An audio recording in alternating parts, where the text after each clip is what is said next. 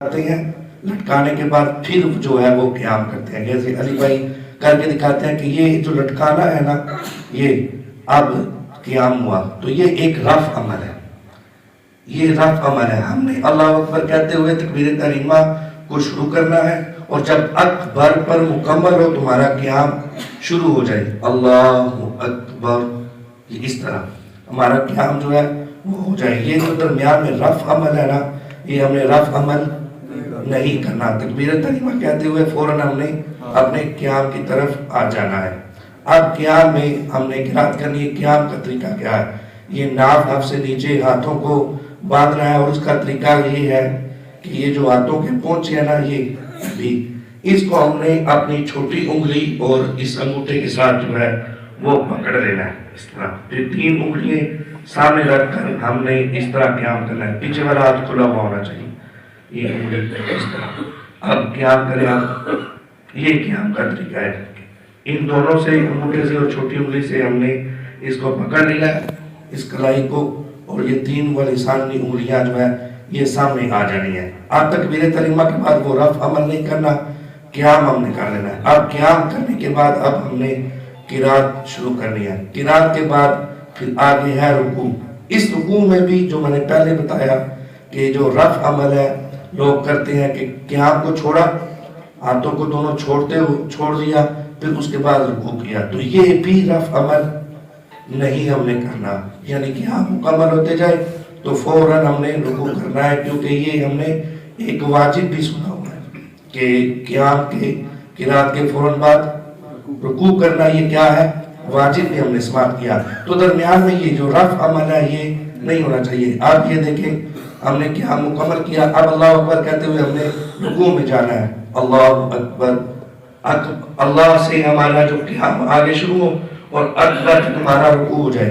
تو رکوع کی ہم نے کم از کم جو مقدار بیان کی تھی وہ یہ تھی کہ ہمارے ہاتھ گھٹنوں تک پہنچ جائیں. یہ کم از کم درجہ ہے رکوع کا، یعنی اس سے ہمارا فرض ادا ہو جائے گا. فرض طریقہ کہ کم از کم ہمارے ہاتھ گھٹنوں تک پہنچ جائے، اور جو سنت طریقہ ہے وہ یہ ہے کہ بالکل ہماری جو ٹانگیں ہیں یہ بھی سیدھی ہوں، یہ ہمارے ہاتھ بھی بالکل ایسے سٹریٹ ہوں، بالکل سیدھے ہوں، اور کمر اور سر ہمارا بالکل ایسے برابر ہو. یعنی اتنا برابر ہو کہ اس کے اوپر اگر پانی کا کوئی پیالہ وغیرہ بھی رکھا جائے تو وہ گرے نہیں. تو یہ سنت طریقہ ہے. فرض تو ادا ہو گیا ہمارا، کم از کم ہم نے گھٹنوں تک ہاتھ لگا لیے، لیکن یہ تو کم از کم سنت طریقے سے ہم کو نماز ادا کرنی چاہیے. اب رکوع کے بعد سیدھے ہم نے کھڑے ہونا ہے. تو یہ رکوع کے بعد سیدھا کھڑے ہونے کو کیا کہتے ہیں؟ سب بولیں. تو قوما میں جو ہے وہ کم از کم کھڑے ہونے کی مقدار کتنی ہے؟ 1 مرتبہ سبحان اللہ کہنے کی مقدار. سیدھا کھڑا ہونا یہ کیا ہے؟ واجب. یہ کیا ہے؟ اگر کوئی بندہ اتنی دیر کھڑا نہیں ہوتا تو نماز اس کی مکروہ تحریمی ہو جائے گی. تو اب ہم نے قوما کرنا ہے. قوما کرنے کے بعد اب ہم نے سجدے کی طرف جانا ہے. تو سجدہ کرنے کا طریقہ کیا ہے؟ سجدہ کرنے کا طریقہ ہے کہ حدیث پاک میں ہے کہ 7 ہڈیوں پر سجدہ کیا جائے. تو وہ 7 ہڈیاں کون سی ہیں؟ 2 پاؤں کی ہوگی، 2 گھٹنوں کی ہوگی، 2 ہاتھوں کی ہوگی، اور ایک یہ پیشانی اور ناک کی آقا علیہ السلام نے 1 ہڈی شمار کیا. تو یہ 7 ہڈیوں پر سجدہ کرنا ہے. اب اس کی ترتیب یہ ہے، پاؤں تو ہمارے آلریڈی زمین پر لگے ہوئے ہیں. پھر اس کے بعد ہم نے آگے گھٹنے لگانے ہیں، گھٹنے کے بعد ہاتھ کے بعد ناک، ناک کے بعد پیشانی. تو یہ مسئلہ انتہائی اہم ترین ہے. وہ یہ ہے کہ سجدہ کرتے ہوئے عمومی طور پر ہم گھر پر سجدہ کرتے ہیں، صفوں پر سجدہ کرتے ہیں. تو جتنی دیر تک یہ پیشانی ہماری سجدے والی جگہ پہ جم نہیں جائے گی ہمارا سجدہ ادا نہیں ہوگا. یہ جو نارمل صرف آرام سے رکھ کر پھر جلسے کی طرف آ جاتے ہیں یا تحیات کی طرف آ جاتے ہیں، تو یہ اگر یہ پیشانی جمی نہیں تو ہمارا سجدہ ادا نہیں ہوگا. یہ پیشانی کا جمنا ضروری ہے. اب اس میں زیادہ مشکل اس وقت بنتی ہے اگر نارمل زمین پر ہم سجدہ کر رہے ہیں تو اتنا کوشش کرنے کی ضرورت نہیں. وہ جب بندہ رکھتا ہے ہلکی سی جو ہے وہ دباؤ ڈالے تو وہ پیشانی جم جاتی ہے. مسئلہ بنتا ہے یہ کارپٹ پر یا دری پر، چونکہ وہ نرم ہوتی ہے تو جتنی ہم دبا سکے اس کو دبانا یہ ضروری ہے، یعنی دبا کر ہم نے سجدہ کرنا ہے، جب تک زمین کی سختی محسوس نہ ہو اتنی دیر تک ہمارا سجدہ ادا نہیں ہوگا۔ یہ جتنے ہم مصلے اوپر رکھیں گے، جتنے ہم کارپٹ بچھائیں گے، جتنے اوپر ہم اپنے جو ہے وہ قلین یا دریا بچھائیں گے، اتنا ہمارے لیے یہ سجدہ مشکل ترین ہوتا رہے گا۔ ہمارے بھی پر یہاں پر مسجد میں پہلے نیچے فوم پڑا ہوا ہے، پھر اس کے اوپر ایک اور کارپٹ ہے، پھر اس کارپٹ کے اوپر پھر یہ دریے بچھی ہوئی ہے۔ تو اس میں بھی ہم نے غور کرنا ہے کہ ہم نے اتنا دبانا ہے کہ زمین کی سختی محسوس ہو جائے۔ ایک سجدہ میں یہ بات۔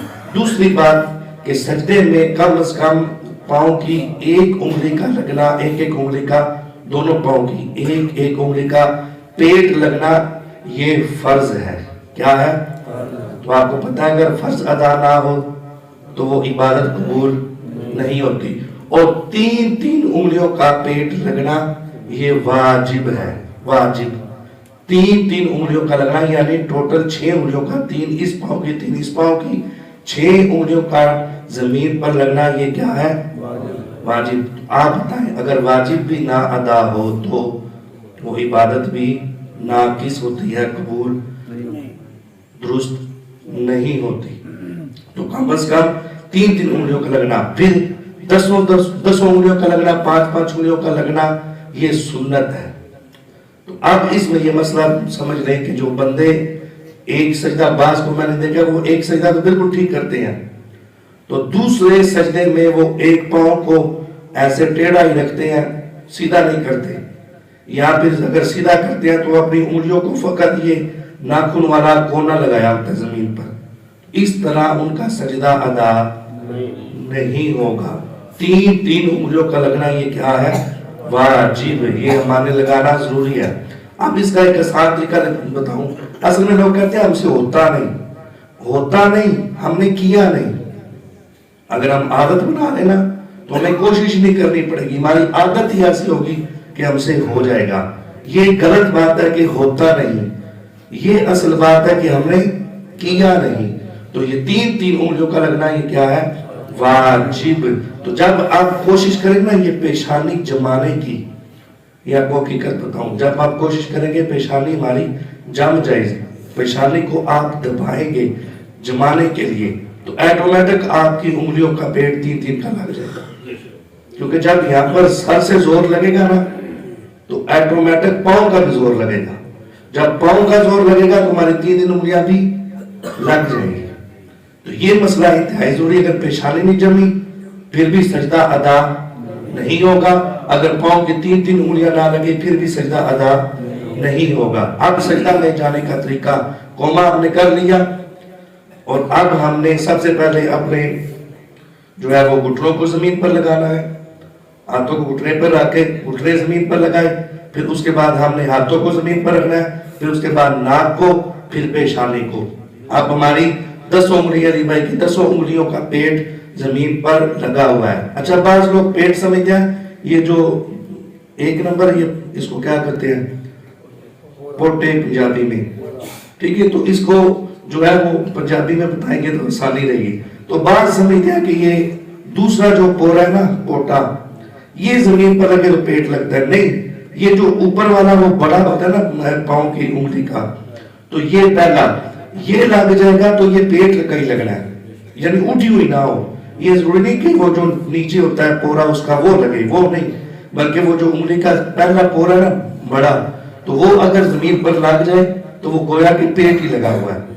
تو یہ اس کا حکم ہے۔ اب ان کے 10 انگلیوں کا یہ زمین پر لگا ہوا ہے اور ان کا سجدہ مکمل ادا، پیشانی جمی ہوئی ہے۔ اب سجدے سے اٹھنے کا طریقہ، جس ترتیب سے ہم سجدے میں گئے ہیں اسی ترتیب کو الٹ کرتے ہوئے ہم نے سیدھا کھڑے ہونا ہے۔ جس نے ہم نے آخر میں پیشانی رکھی، پہلے پیشانی کو اٹھائے، پھر ناک کو اٹھائے، پھر اپنے ہاتھوں کو گھٹنے پہ رکھ کے گھٹنوں کو اٹھا کر ہم نے سیدھا قیام کی طرف آ جانا ہے۔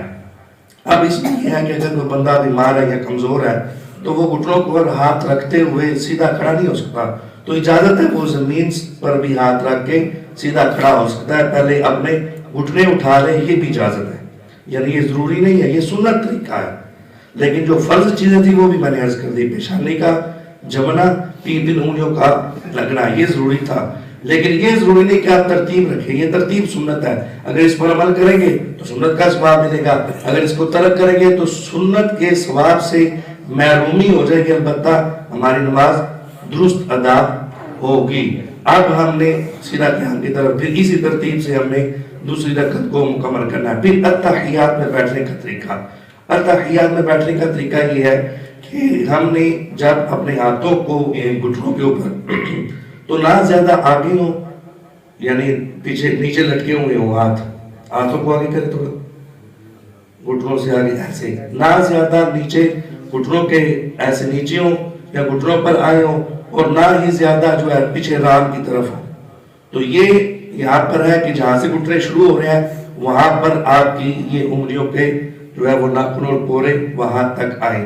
تو یہ طریقہ کار ہے اتحیات میں بیٹھنے کا۔ اور بیٹھنے کا طریقہ یہ ہے کہ پاؤں کو بچھا کے اور دائیں پاؤں کو سیدھا کھڑا کرنا، انگلیوں کو موڑنا، یہ اتحیات میں بیٹھنے کا سنت طریقہ ہے۔ پھر اس کے بعد ہے سلام۔ تو سلام پھیرتے ہوئے بعض میں نے اپنی مسجد میں ایک نہیں کئی نمازوں کو دیکھا ہے کہ وہ سلام پھیرتے ہوئے آس پاس والے سب نمازوں کو دیکھتے ہیں کہ کون کون ہے، ایک سلام پھیرا، السلام علیکم السلام علیکم۔ تو یہ طریقہ سنت نہیں ہے۔ سنت طریقہ یہ ہے کہ جب ہم نے سلام پھیرنا ہے تو سلام پھیرتے ہوئے ہماری یہ نگاہیں کندھے کے اوپر ہوں، اور اس میں ایک یہ بھی مسئلہ سماعت کریں، یہ کل میں نے ادھر پیچھے نماز پڑھی، علی بھائی جماعت کر رہے تھے مغرب ٹائم، تو میں نے یہ غلطی نوٹ کی ہے، یہ سائڈوں پر نظر آ رہا ہوتا ہے، میں نے دیکھا نہیں ویسے نظر آ رہا تھا، جو غلطی میں نے نوٹ کی وہ یہ ہے کہ اکثر لوگ سلام امام سے پہلے پھیر رہے ہیں، اور یہ بھی غلطی دیکھی ہے کہ میں نے ابھی امام صاحب کا السلام علیکم ورحمۃ اللہ مکمل نہیں ہوا، مقتدی کا مکمل ہو چکا ہے، تو یہ امام سے مقدم ہو گیا۔ تو امام سے مقدم نہیں ہونا، جب امام کا سلام مکمل ہو پھر ہم نے السلام علیکم آخر میں بعد میں امام سے ہم نے یہ سلام کو مکمل کرنا ہے۔ امام صاحب نے سلام پھیرا، پھر اس کے آپ تھوڑا سا ویٹ کر لینا تاکہ امام جو ہے ورحمۃ اللہ تک پہنچے، تو پھر آپ السلام علیکم کہنا شروع کریں۔ تو اس سے یہ ہے کہ وہ آپ امام سے آگے نہیں بڑھیں گے۔ پھر امام جب دوسری طرف سلام پھیرنے کے لیے آئے تو جب امام ورحمۃ اللہ سے شروع کریں تو آپ پھر پھیرنا شروع کریں، تو آپ امام کے سلام پھیرنے مکمل ہونے تک آپ بھی مکمل کر لیں گے۔ تو یہ بھی میں نے دیکھا ہے کہ لوگ جو ہے آگے بڑھے ہوئے ہیں، تو یہ امام سے آگے نہیں پڑھ سکتے۔ یہ میں نے پہلے بھی مسئلہ واجبات میں بیان کیا تھا کہ تکبیر بھی امام سے پہلے شروع نہیں کرنی اور امام سے پہلے بھی مکمل نہیں کرنی۔ اب سلام پھیرتے ہوئے ہم نے جب دائیں طرف سلام پھیرنا تو نگاہ کہاں پر رکھنی ہے؟ کندھوں پر۔ تو اس طرح بیٹھے ہوئے ہم السلام علیکم ورحمۃ اللہ، یہ کندھوں پر ہماری نگاہ ہو، پھر اس طرح دوسری طرف سلام پھیرتے ہوئے ہماری نگاہ کہاں پر ہو؟ کندھوں پر۔ تو اس طرح قیام میں ہماری نگاہ کہاں ہونی چاہیے؟ سجدے والی جگہ پر۔ پھر اس طرح رکوع میں ہماری نگاہ دونوں پاؤں کے درمیان، اور سجدے میں تو یہی جگہ، اور اتحیات میں گود میں، اور سلام پھیرتے ہوئے نگاہ کہاں ہونی چاہیے؟ دونوں کندھوں پر۔ تو یہ تھا نماز کا عملی طریقہ۔ ابھی اس میں بہت زیادہ پوائنٹ تھے جو میں نے بیان کرنے تھے، لیکن چونکہ گلا خراب ہونے کی وجہ سے وہ مجھ سے پورا بولنا بھی نہیں ہو رہا، اور سچی بات ہے میرے الفاظ بھی ٹوٹ پھوٹ رہے ہیں، کیونکہ جب طبیعت ٹھیک نہ ہو تو پھر یہ بیان کرنا تھوڑا مشکل ہو جاتا ہے۔ تو یہ نماز کا عملی طریقہ تھا جو ہم نے سماعت کیا۔ کوشش کریں کہ جتنی بھی سنتیں ہیں نا وہ سنتیں بھی ہم نماز میں ادا کریں۔ یہ بازی میں رکھا، جب آپ سنتوں کو صحیح ادا کرنے کی طرف لگ جائیں گے نا تو آپ کے فرائض اور واجبات پورے ادا ہوں گے۔ اگر ہم صرف فرائض اور واجبات کو ادا کرنے پر لگیں گے نا تو یہ ہمارے ناقص ہو سکتے ہیں۔ تو جب سنتوں کی طرف آئیں گے، میں ایک بزرگ سے پوچھا، وہ کہتے ہیں تم نوافل اپنے پکے کرو تمہارے فرائض پکے ہو جائیں گے۔ جب آپ نفل پکے کریں گے تو آپ نے پہلے فرض بھی پڑھنے ہیں، فرض پڑھنے ہیں پھر سنتیں بھی پڑھنی ہے، پھر سنتیں پڑھنی ہے تو ظاہر ہے پھر آپ نے نوافل پکے کیے ہوئے ہیں، تو نوافل کو پکے کریں گے تو ہمارے فرائض پکے ہوں گے. اسی طرح اگر آپ سنتوں کو اپنی طرف توجہ کریں گے تو آپ کے فرائض بھی درست ادا ہوں گے. دعا خالق کائنات ہم نے یہ جو کچھ سیکھا اس پر عمل کرنے کی توفیق عطا